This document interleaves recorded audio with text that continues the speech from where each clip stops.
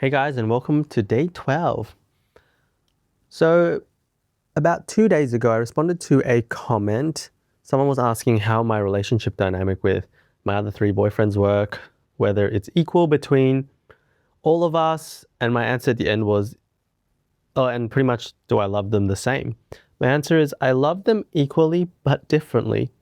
And anyway, I think last vlog that I posted, that same person responded. Thank you so much, by the way, for leaving that question and your comment.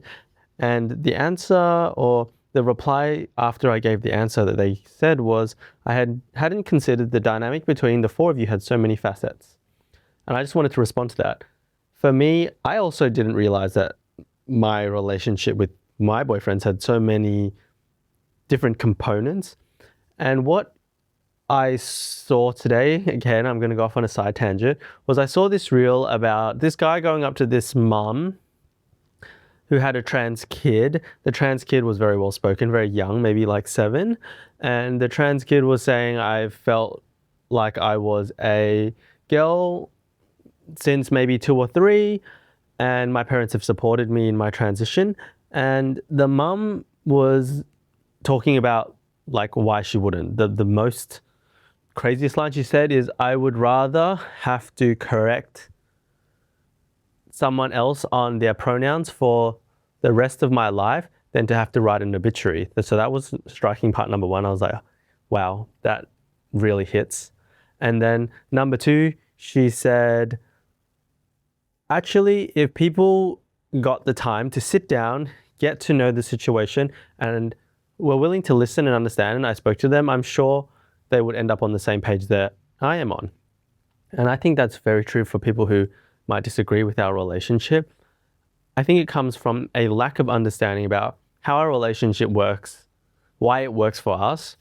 And if people were willing to sit down and actually want to understand how our relationship dynamic is different from a traditional relationship, all those little small nuances, and I could explain to them, I'm sure everyone would end up on the same page in terms of at least understanding the situation. This doesn't mean necessarily have to agree with it, but it's the same with when Peter and I have an argument. What we always try to do is understand each other's perspectives to end up on the same page. At some points, we're just like, we agree to disagree, but at least we understand where each other is coming from.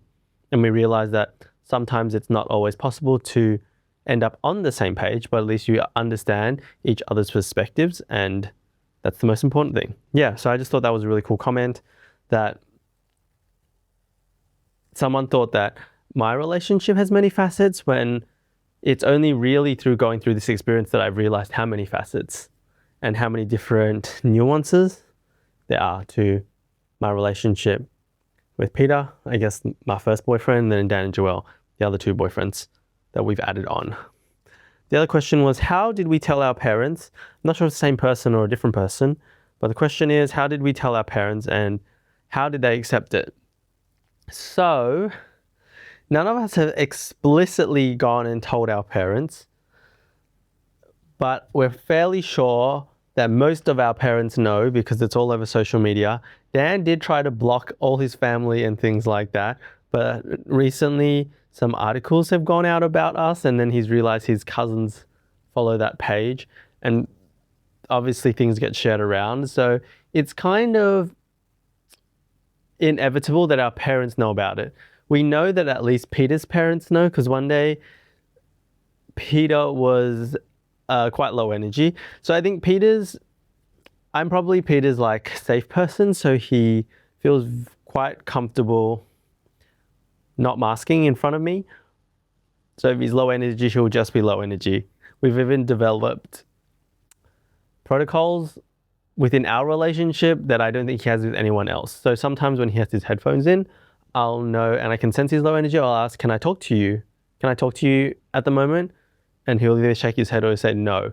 And after that, when he's ready to talk or he has the energy to talk, he has to come to me and tell me like, oh, I can talk now. I have energy again, which is very normal for us. It's just my way of respecting his boundaries and not bothering him when he doesn't have energy. But the other day we were downstairs in the kitchen having lunch. Peter's mum was around, and I went up to Peter and I said, can I talk to you right now? And he said no. And obviously, to any external person, having to ask that is really weird.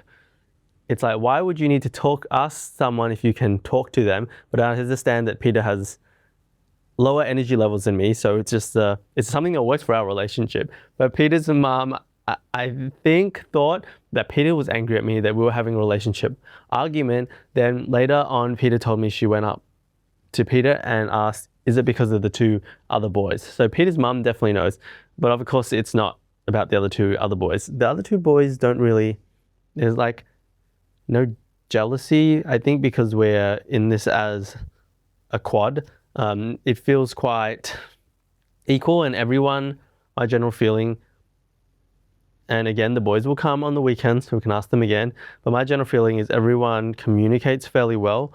And the dynamics, we're really lucky that, for example, if I'm feeling upset, I'll go about something else, I'll go tell Peter about it, and Peter will bring it up to the boys. And likewise, previously, one of the boys has felt upset, they'll tell the other one, and then they'll bring it to us. And that makes things very easy to resolve because the communication is strong. So yeah, no real issues.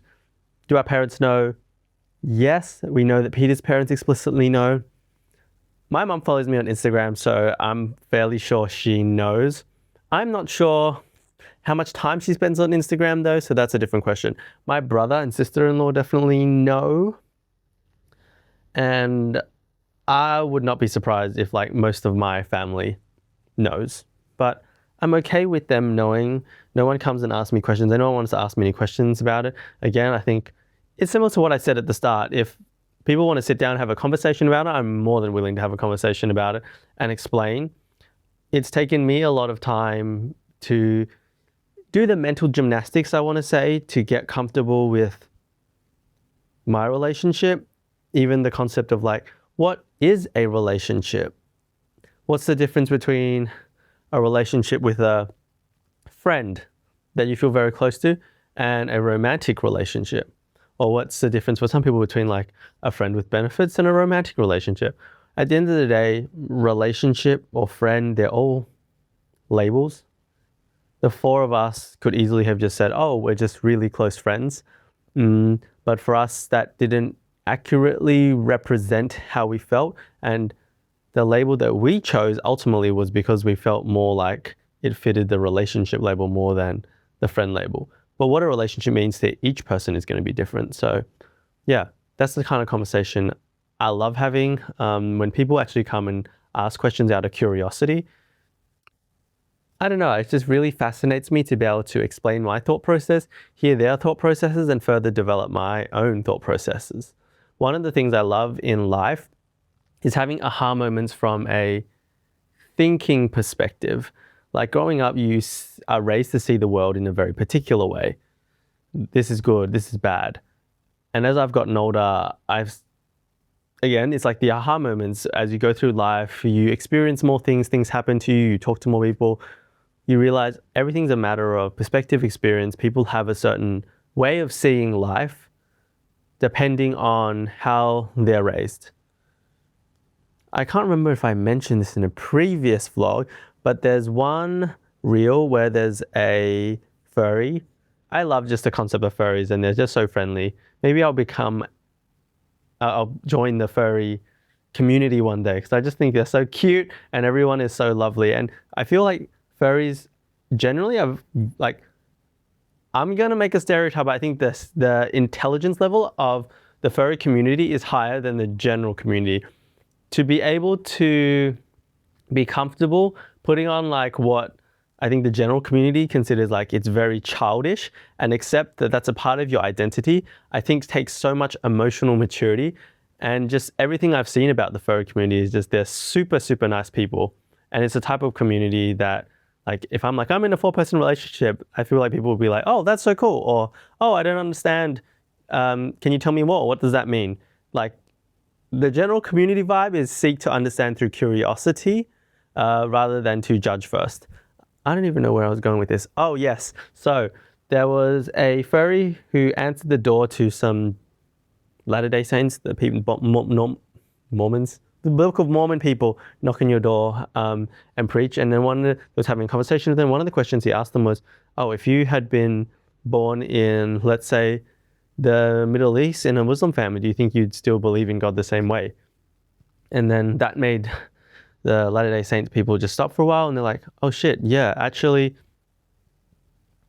how I see the world is really determined by how I was raised. So because I grew up in America in a certain family, I believe in God, Jesus Christ, and I see religious texts a certain way, and I believe that this religious text is the one that I should be following. But if I'd grown up in a different part of the world, I would be following a different religious text. So that was really interesting. My point being that I enjoy having intellectual conversations because of the aha moments that you have. And I think sometimes my brain is a bit too crazy, but that's one of the things I get dopamine from.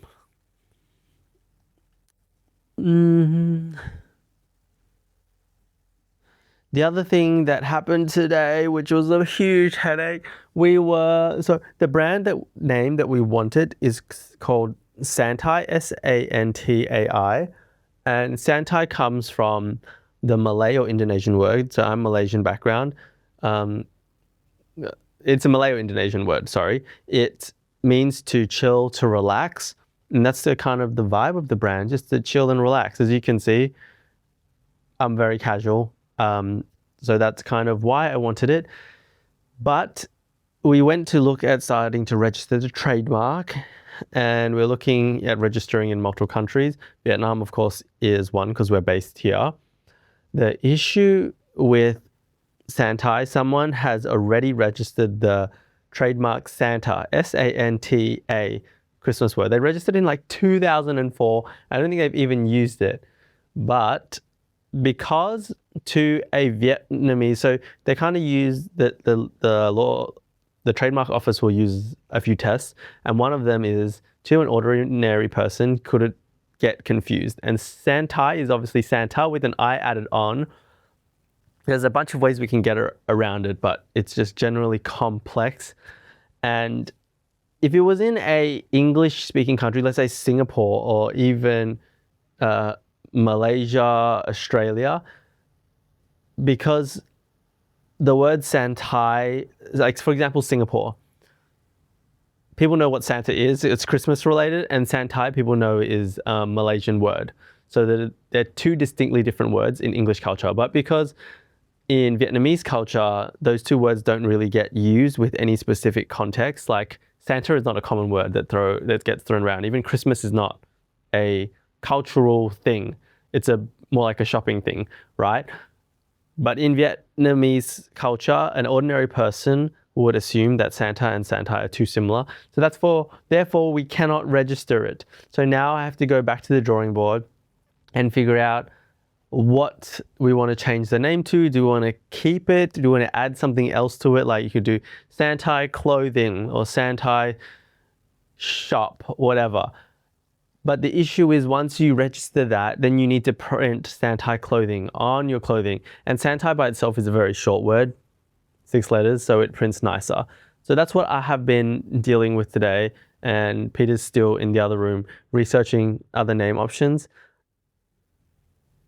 I saw a girl in the US or Canada starting a clothing brand, and then she picked, her brand was called Sunbury Clothing, and then she went same process as me, tried to register the trademark, and then she's like, shit, someone else has already taken it, or it's too similar to something that already exists, and she had to change her name. That was a whole ordeal. I was like, oh, I really hope I don't have to go through that, because Peter had already searched up the trademark. Peter has like a bit of a legal background, so he'd helped me search up whether the trademark had been taken or not. And he'd searched Santai, but obviously we didn't realize that because it's been so long since he's done legal stuff, we forgot, okay, we need to search all the similar options.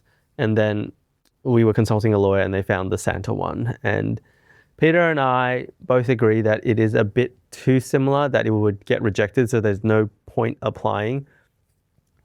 But the one good thing, I try to take a silver lining out of all these things that happen. Yes, it generates more work and it's frustrating, but historically, there have been 2 instances where this has happened to me, and I feel that every time like a brand name or something that I want to do doesn't work out, there's always a better solution that comes up. So the first one was when actually our quad first started doing Instagram. The first name we registered or like on an Instagram account was just 4 slices, because we were just like, oh, 4 slices of pizza, that's cute.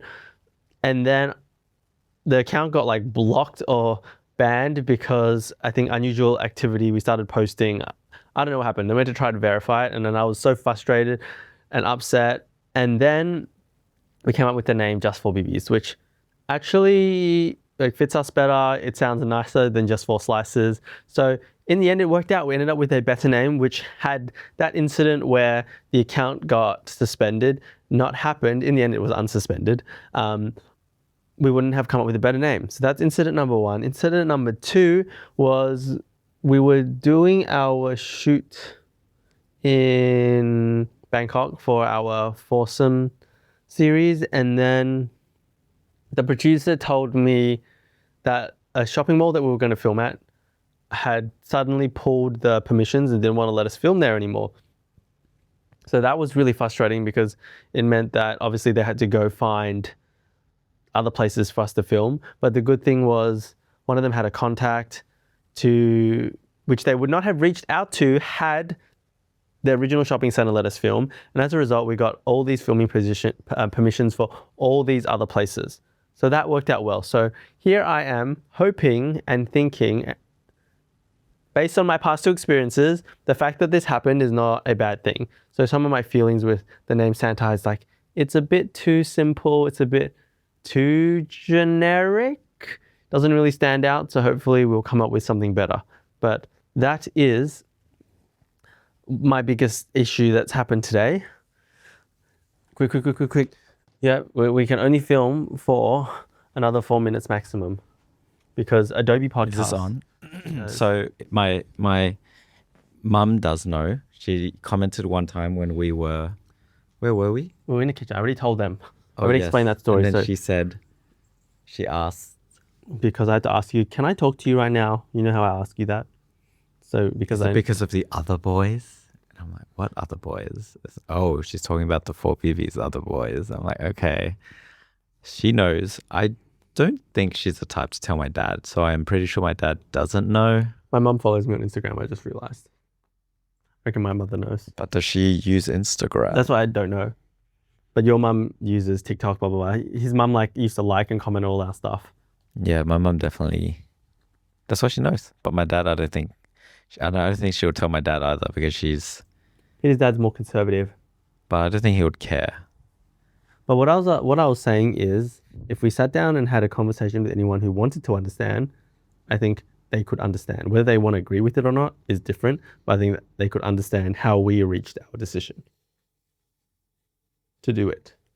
Yeah, it's like how, when I came out being gay to my parents, they didn't really understand, but they're like, okay, cool, you do you, which is a good way of how it ends or begins or comes out.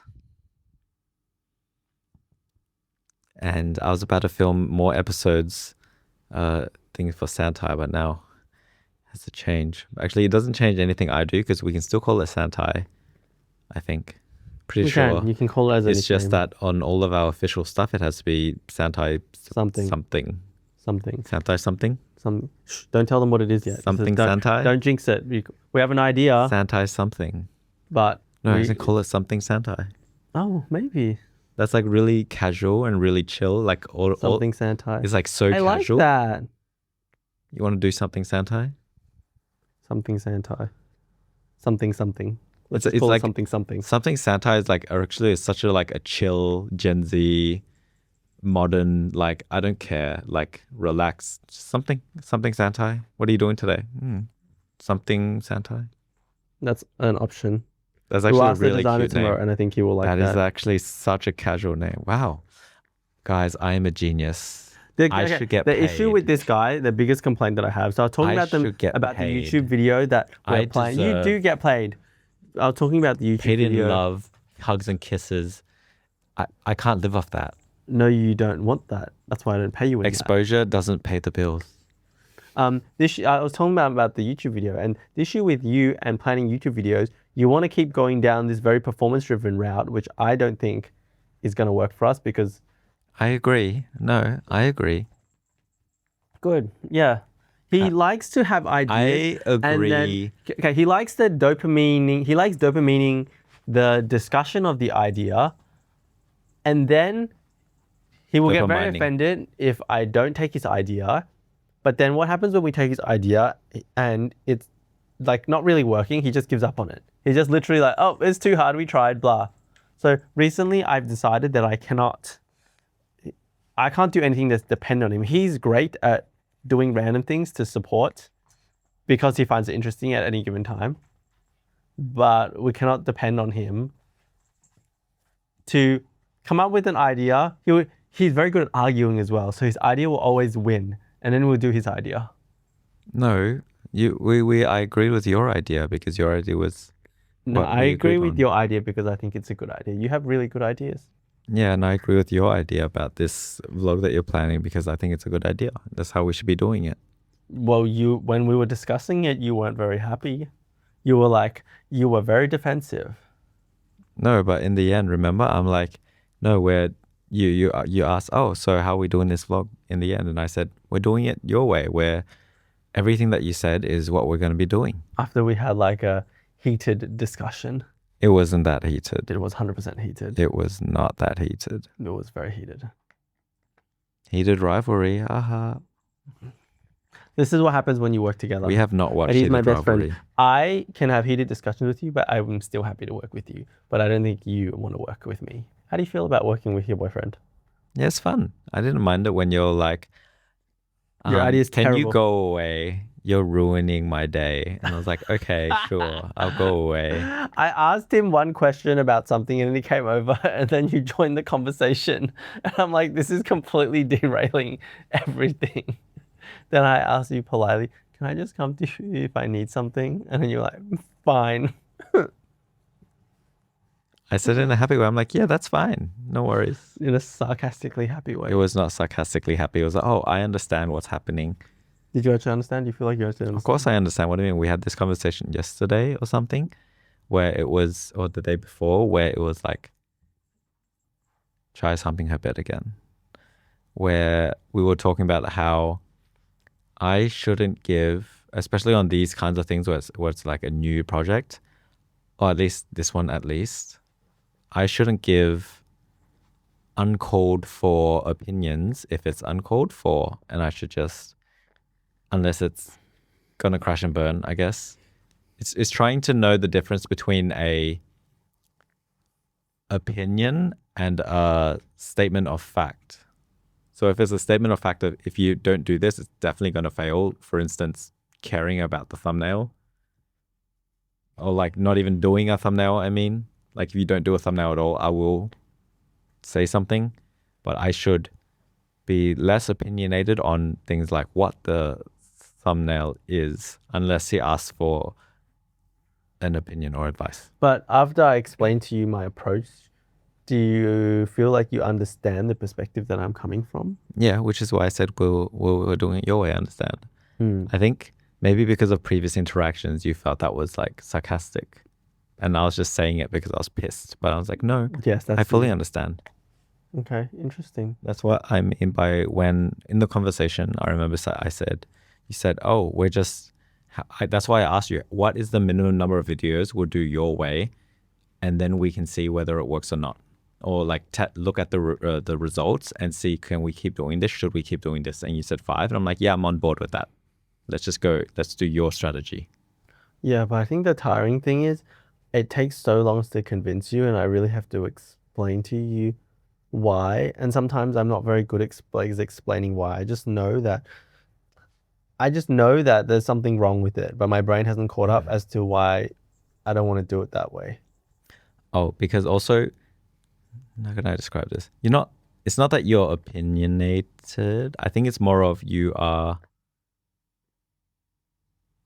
a feeling of why things should be done one way or the other, but you're not necessarily able to articulate those feelings necessarily all the time. And not immediately as well. Yeah. Yeah, usually I've realized that about myself recently. I can tell that I don't like something's off about something. And generally, after if you give me some time and I'm able to explain,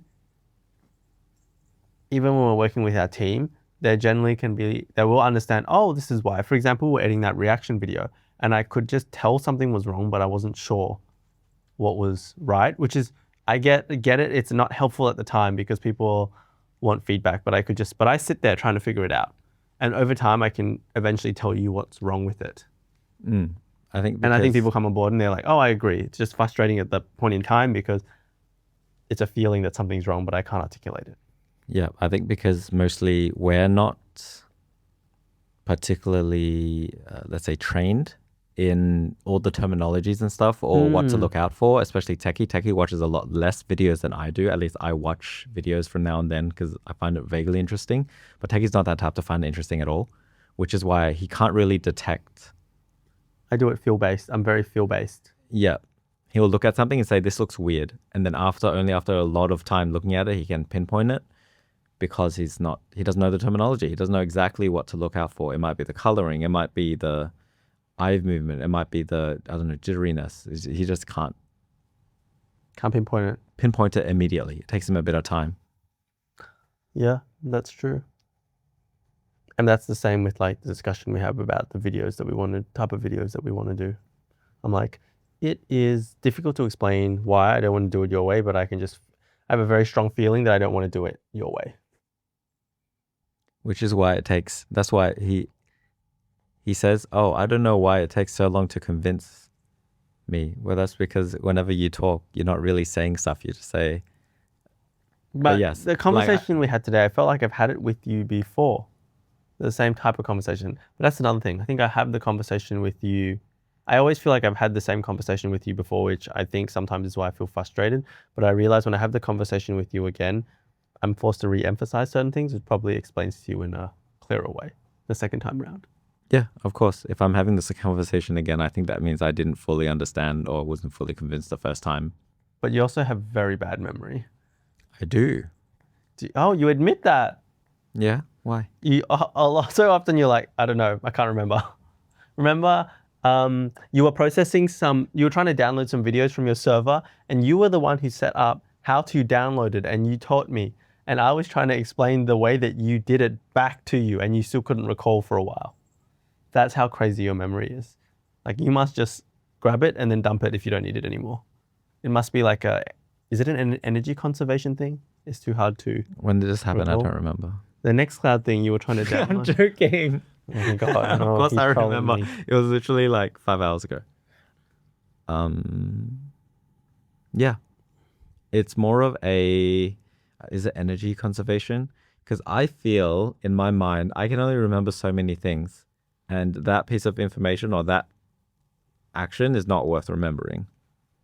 So what's the point of remembering it? I'd rather not waste my energy and remember more important things. Because later when I have to have a conversation with you, it's very frustrating for me. I'm like, he's like asking me, how did you download this thing last time? Because he's a software engineer by background, so he has like more complex skills. And then he set up this complex way to do it. And he's asking me, the idiot, to explain back to him how he did the complex thing. I'm like, you're asking the wrong person. You need to ask yourself. Well, I didn't write anything. How am I supposed to remember? You're the one who needed it. I just did it for you. But like I was able to explain back to you, and then you said remembered. Enough random words that I was, oh, okay, that's how I did it. Yeah, I was like, this is where again I don't know what the technical terms are for the thing that you did. So I was like, have a lot of words, like, and then maybe I was like, you clicked some tick boxes, and then I remembered. No, it was after you said that. You said the tick boxes, and then you said there was some app, and I was like, oh yeah, there's an app, and then I looked for the app. I don't think I said app. You figured that part out yourself. What you said, I don't know, something. You selected the folder and then it downloaded in something folder and then I was like, oh, okay. Oh my goodness. It helped. It was good. It solved all our issues. Perfect. Yeah. Okay. I think that's it for today. Bye, guys. Thanks for joining. For those of you who are listening to me fall asleep, sleep tight. Good night.